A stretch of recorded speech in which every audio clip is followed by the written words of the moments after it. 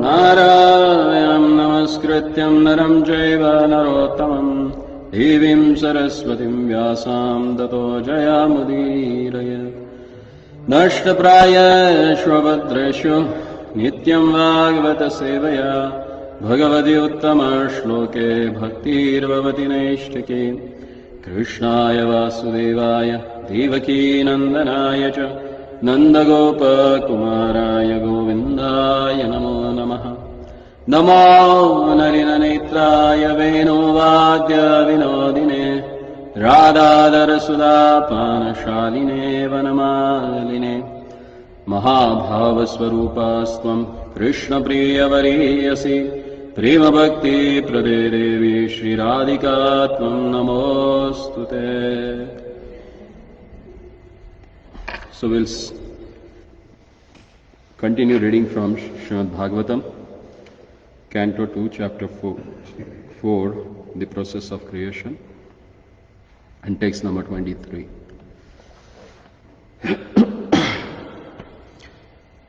In previous verse, we have seen that how Shukadeva Goswami is glorifying their Lordship. And in this verse, he is again praying to their Lordship, who has given all the potencies to everyone.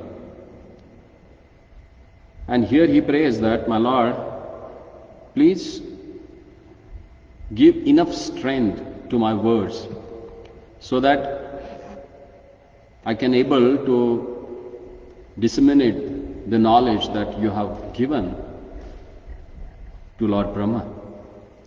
And here he says, Bhuter mahatbhirya ima puro vibhur nirmayashete yadamushu purushaha bhunte gunansho dashashodashatmakaha solang krishishta bhagavan vachansi me. May the Supreme Personality of a Godhead, who enlivens the materially created bodies of the elements by lying down within the universe, and who in his Purusha incarnation causes the living being to be subjected to the 16 divisions of material modes which are his generator, be pleased to decorate my statements. Purport by His Loving Divine Grace, A.C. Bhaktivedanta Swami Prabhupada.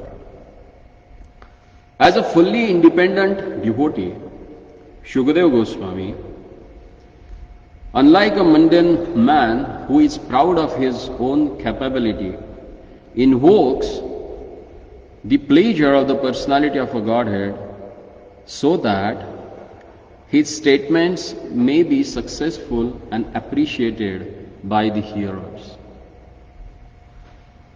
The devotee always thinks of himself as an instrumental for anything successfully carried out, and he declines to take credit for anything done by himself. The godless atheist wants to take all credit for activities, not knowing that even a blade of a grass cannot move without the sanction of the Supreme Spirit. The personality of a Godhead, Shukadeva Goswami therefore wants to move by the direction of the Supreme Lord, who inspired Brahma to speak the Vedic wisdom.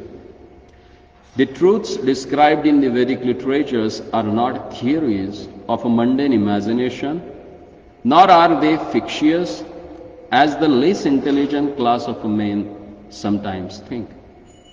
The Vedic truths are all perfect descriptions of the factual truth without any mistake or illusion.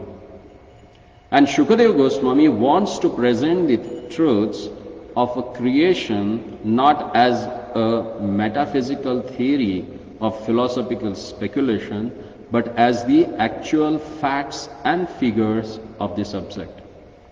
Since he would be dictated to by the Lord exactly in the same manner as Brahmaji was inspired. As stated in the Bhagavad Gita, chapter 15, text number 15, the Lord is himself the father of the Vedanta knowledge, and it is he only who knows the factual purport of the Vedanta philosophy. So there is no greater truth than the principles of a religion mentioned in the Vedas. Such a Vedic knowledge or a religion is disseminated by authorities like a Shukadeva Goswami, because he is humble, devotional servitor of the Lord, who has no desire to become a self-appointed interpreter without authority.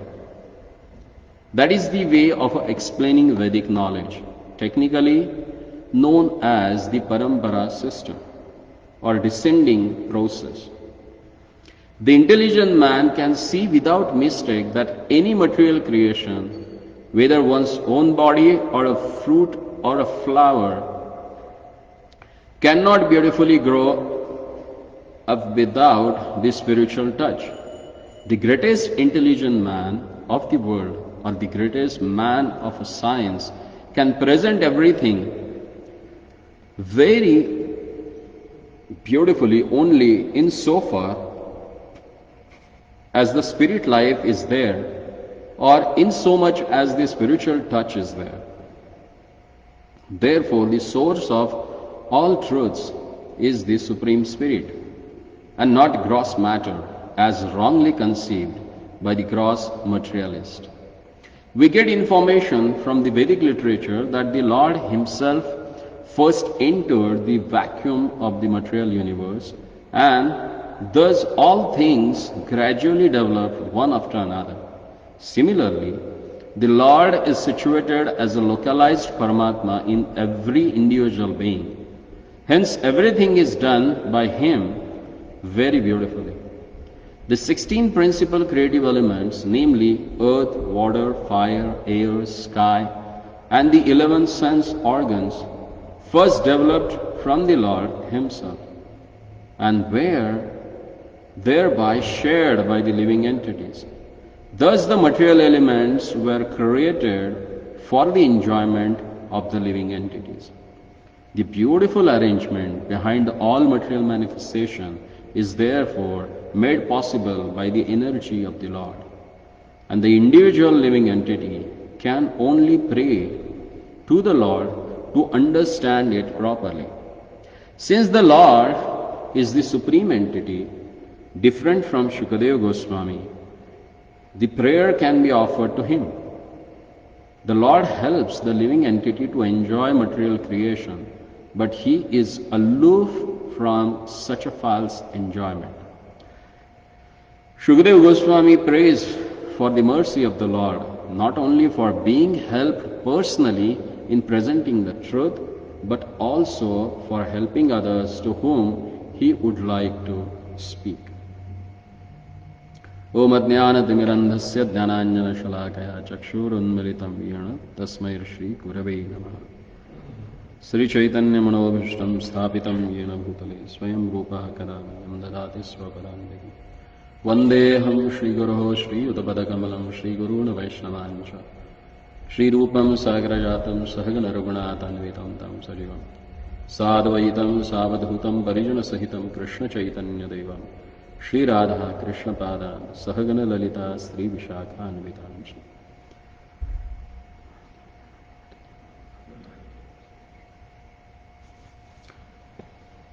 May the Supreme Personality of a Godhead, who enlivens the materially created bodies of the elements by lying down within the universe, and who, in his Purusha incarnation, causes the living being to be subjected to the 16 divisions of material modes which are his generator, be pleased to decorate my statements.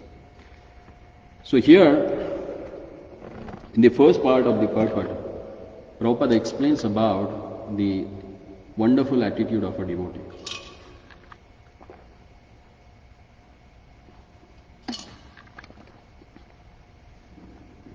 Because generally the mundane people who are having the materialistic attitude, what they do, anything is happened, and if they are involved in that, they want to take credit of that thing whole by themselves. Think that, because I was there, that's why it happened. Otherwise it would not have happened, and they are the cause of that thing. But devotees, even though miraculous things happen are done by them, but they never consider that these things are done by them. For example, Srila Prabhupada, when he established this society and so many temples around, thousands of disciples, so one of his disciples asked him, "It's wondrous thing that you have done, Prabhupada." Prabhupada immediately folded his hand and said, "It's not me. My spiritual master has God done this through me." So he passed on his wonderful things, the credits of that things to his spiritual master. And he said, by his mercy. Because every day we sing that Sakshad Haritvena Samasta Shastra. The spiritual master is exactly like the Supreme Personality of Godhead himself, who empowers. Because whenever you get any instruction from your spiritual master, along with the instruction comes empowerment. That instruction itself is the empowerment through which you can get done the thing, and through which you can execute that instruction. And that's why here Prabhupada says a specific adjective that he has given to Shukadeva Goswami. He says, as a fully dependent devotee. So if you want to preach, what qualification needed for that? That is explained in the first line itself. That is,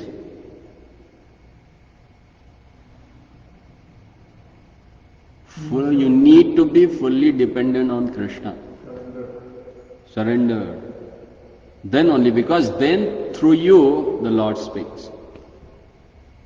And that's what Prabhupada says in his song, Markine Bhagavad. Amito kashtera putali. My Lord, I am just like a wooden doll.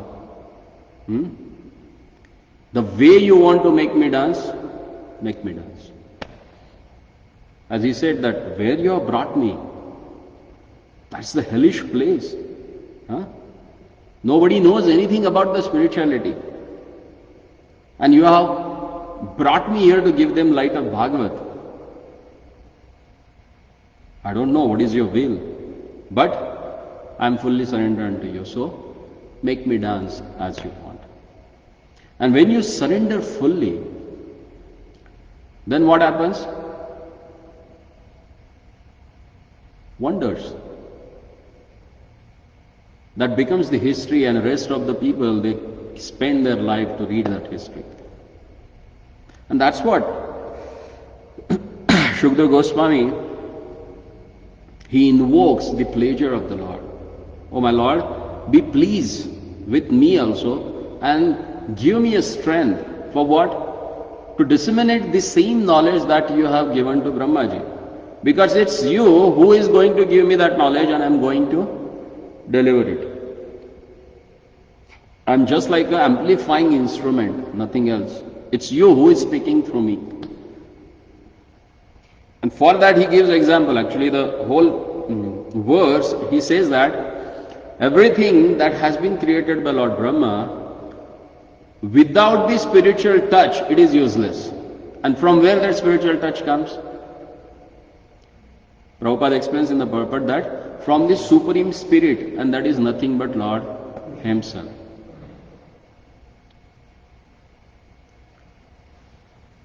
Was that verse from Brahma Samhita? Yasya Jivanti Loma Vilajaha Jagadandanatha. From his Lomakupa, means pores, skin pores, the millions of Brahmandas they comes out. But unless and until he gives glance on them, they are not active. Nothing becomes mobilized. So that touch is from the Supreme Personality of the Godhead. And that's why he says, oh my Lord, without your touch, it's not possible that what I'm going to say is understandable by the audience. It's not that me who makes them understand, but it's you who make them understand. And then Prabhupada quotes it from a 15th chapter of Bhagavad Gita. That Vedesha sarver aham eva vedyo vedanta krit veda videvashchaham. Why? Because from him comes remembrance and forgetfulness. So if you want to remember something and understand something, who gives that intelligence? Because he sarvasya chaham hridaya sannivishto. Because he lives in your heart. And according to your inclination and desire, he gives you that intelligence through which you can understand him. By our own intelligence we can't understand. We can't understand ourselves.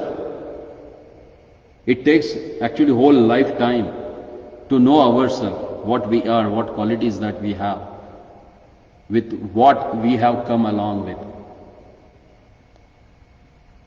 See, this astrology has not just one part of the Vedas. It is essential part for these studies, actually.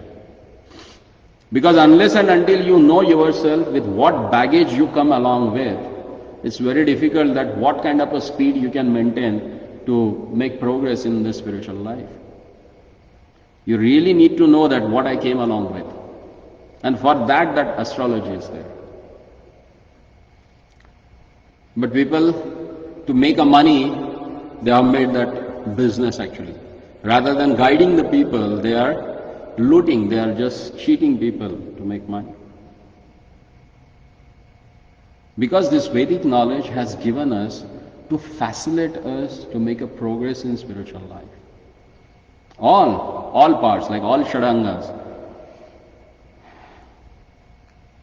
Nyaya, Tarka, then Vyakarana, Chanda, Jyotisha, and Mimamsa. All the Shadangas, they are meant for that only. So that we can, as per our baggage that we have come along with, and natural inclination, we can use it for making progress in spiritual life. And what it needs? A spiritual touch. So Shukadeva Goswami is directly praying to the Lord because he has that connection and we don't. So what we have to do? So we have to find a spiritual master who has direct touch with the Lord. Because this knowledge that comes from Parampara system. It's not by some Tom, Dick, Harry just wake up in the morning and says, I have realized and I'm a realized person and here is the philosophy. And actually West, there are so many people, they came, few came from India, few came from some other places and few born here. And they claim themselves as a big philosopher. And their philosophy died with them only. Because there is no a potent spiritual touch. See, that's the difference between the Sampradaya and some cult. Sometimes they call ISKCON is cult, but it's not a cult created by some person. It is a parampara which descends from the origin source. It's not just man-made something, but it is a Paurusheya. So we have, like Prabhupada said, that just hang around. You are on the boat and you have to cross this material ocean.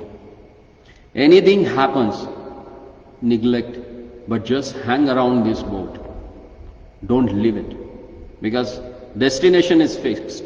This is going to the other end of this world. So we need that consistency. We need that firmness, that determination in our practice. As Shukadeva Goswami, see, he is such an elevated person. Before coming to this material world, when he was in the womb of a mother, Lord himself came and stood in front of him and Lord asked, okay, come out. Then he said, I will come, but make sure that your material energy, the external energy, Maya, should not touch me. And Lord assured him. And he came out, and what happened then? He just walked, He never looked back then. Such a surrendered person, he is praying to the Lord. Oh my Lord, please decorate my statements. It's you who is to make them understand what I'm going to speak. Because it's you who has given the spiritual awakening to Lord Brahma. You have given this transcendental message to Brahma, and that same message, you are giving it to me, and I'm delivering to them, because it's your message, it's not mine. Prabhupada says that he is not an independent interpreter. It's not he has given his own philosophy. But he had just repeated the things what Lord has awakened in his heart. So spiritual knowledge never comes by your own endeavor. Have you read Mahabharata? The Mahabharata starts with first story of Aurva Muni. He had 3 disciples. And those, how they enlighten with the knowledge, it's not by their own endeavor, but by the mercy of their spiritual master. Like Varuni, one of them. When he went to Aurva Muni, then Aurva Muni said that take these cows, go to the jungles and graze them. These are 100, when they become thousands, then you come back. Just imagine, you go to your spiritual master for the spiritual knowledge, and he tells you, go to the Goshala, take care of cows, now they are 10, when they become 100, you come, then you come, that's it. He never says that then I will give you knowledge on that. Will you be interested to take initiation from that person? No ways. We have seen actually. Because few of my god brothers, they came from the farmers community. But when they came and we started the farm community, they were not interested to go and render service there. Even the spiritual master asked. But this spiritual knowledge actually that get enlightened by the mercy of spiritual master. And how that happens, the first story of Mahabharata itself says. So Varuni, he went. So after a week or so, the spiritual master went and he saw how is his disciple. He saw that he is very healthy. And he said, what do you eat? He said that whenever all the cows, they graze and they breastfeed their calves. After calves, they drink the milk. I drink milk from their udder. He said, no, you should not do that. If that would have been done, then I would have got that milk for the Gurukul ashram. Because you are serving so nicely, so the calf, they are not drinking for their full capacity. They are keeping some milk for you. They should not do that. And I said, okay, I will not do that. After 15 days again he said, where is my disciple? Let me go and see. Again they went and he saw he is still healthy, stout and strong. They said, what do you do now? He says that whenever the calves, they drink the milk, there is some foam, that milk foam that comes on their face. He said, I lick that one. Then he said, no, you should not do that. Because you do such a wonderful service to them, so they keep that for you. They are not enjoying really that milk. So let them have it. So again he stopped that. Then after another 15 or 20 days, he just asked for him and went to see him. Still he saw he is quite healthy. He said, how that's happening? Then he asked him, what do you do nowadays? He said, when all the cows, after grazing and all the calves, when they get done the breastfeeding and they go for sleep, then I go to beg. I do madhukari and get food. Then he said, whatever you beg, you should bring it to the Gurukul. You should not have that unless and until your spiritual master tells you. So he just took that and went to the ashram and started giving it. And his spiritual master never asked him that, take something from that. He just kept doing that. One day, no, actually this thing happened first, and then he started with the milk. When he stopped, asked him, don't beg the alms from the nearby villages. So lastly, after another 15-20 days, he went and saw that he was like not seen. They said, what happened to him? Then they started wandering in the jungles and shouting, Varuni, where are you, where are you? Then at one place they heard very thin voice, and then they went in that direction. They saw there is a big ditch in which he was fallen, and he was not able to see. He lost his eyesight. Then his Arvadhamya Muni asked, what happened to you? He said, nothing, Guruji. Actually, I was so hungry. I ate some dry leaves, and I ate that leaves and I became blind. Generally, aak, what do you call it in English? आग का पत्ता रहता है ना, हनुमान जी को offer करते हैं. हनुमान जी गले माला डालते हैं ना. Okay, that is aak. In Sanskrit, it's called as aak. So he ate that one because it is a poisonous one. So he lost his eyesight. Then his spiritual master was so much pleased with him because he was totally surrendered to the instruction of spiritual master. Then he called up Ashwini Kumaras. He chanted a few mantras and he invoked Ashwini Kumaras. They came and he narrated the whole story. And then Ashwini Kumaras made some medicine and they offered him in the Malpuha, one of the sweets they made, and they put that medicine into that and they offered it to Varuni. Varuni, have it. Varuni said, let me ask my spiritual master. If he says, then I will take that. Then Arvadhamya said, okay, you have it. I have already honored by saying it, so now you can have it. So he ate that and he got his eyesight back. And then he asked him, what you are seeing now? So he started seeing all these Shrutis, Upanishads, all they are in the sky, waiting with a folding hands. And they are ready to enter in his body.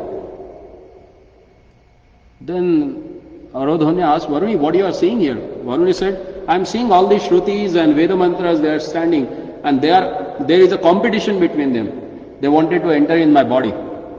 So what should I do? Then his spiritual master said, okay, they are yours. So what do you want? He said that I want all of them together. So he got the whole knowledge. And then his spiritual master said, okay, now you are ready to go back and start your own ashram. So Mahabharata starts with this first story actually. And that shows if you want to understand the spiritual knowledge, then what is needed? Surrender to whom? Guru. And that's the spiritual touch by which you will get connected with the Supreme Personality of the Godhead. And that's what Shukadeva Goswami is asking the Lordship before starting or before beginning to explain the whole creation part, which is really complex.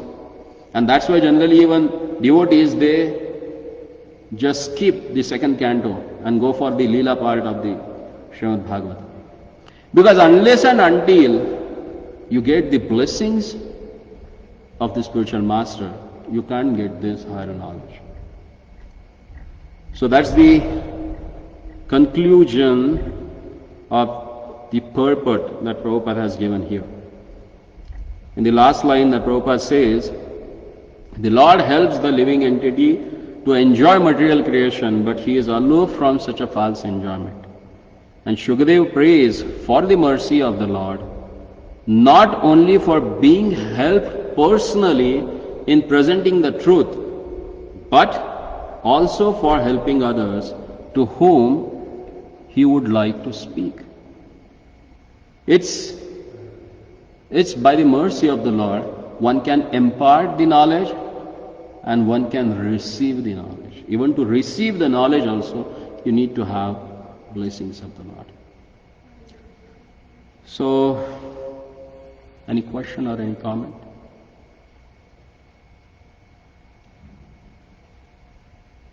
How do we know that somebody they're really surrendered? Oh, that's a good question. We have a right person to answer that, who has surrendered his life for the last 50 years, almost. How to understand, Prabhu?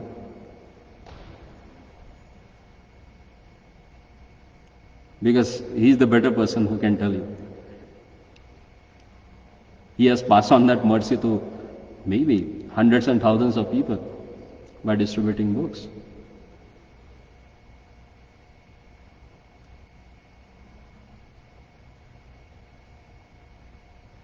We'll speak about it after the Kirtan. So that will continue in the second session. This way we'll get some realization first. Okay. Actually, how to understand whether we are surrendered or not is when we do something whom we give credit. That shows whether you are surrendered to your ego or to someone who has empowered you to do these things. That's the simple thing that you can check it out. If you say to yourself, I'm surrendered, then you're not. No, actually that's the way in the beginning, You pretend first, and that will become a habit. And habits become the second nature. We are not surrendered to the Lord, but we are pretending, We are trying. Oh my Lord, I'm not, but let me.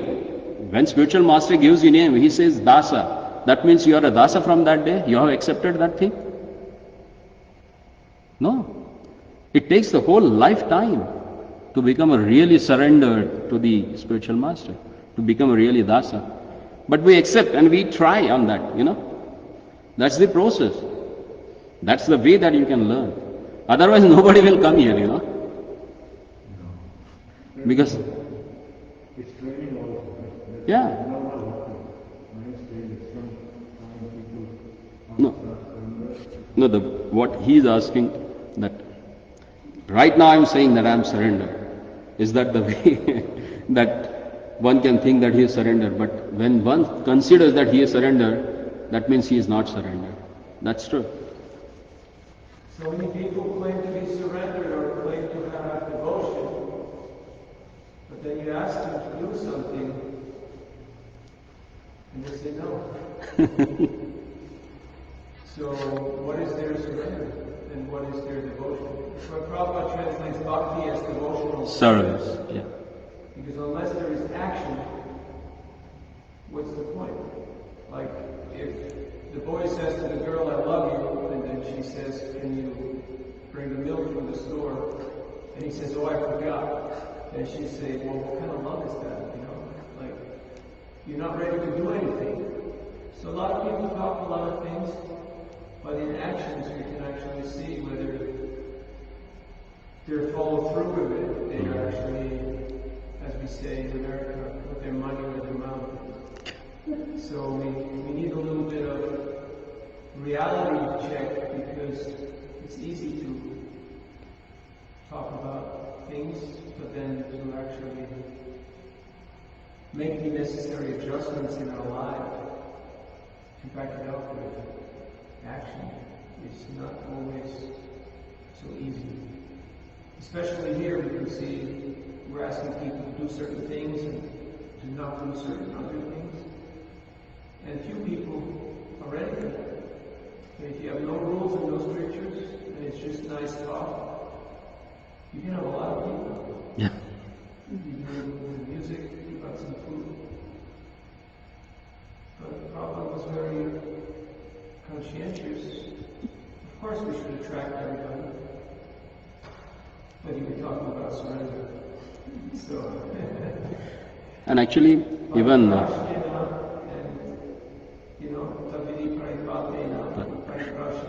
so this is supposed to be some humility, some inquiry, and some service attitude. These are the three symptoms of surrender.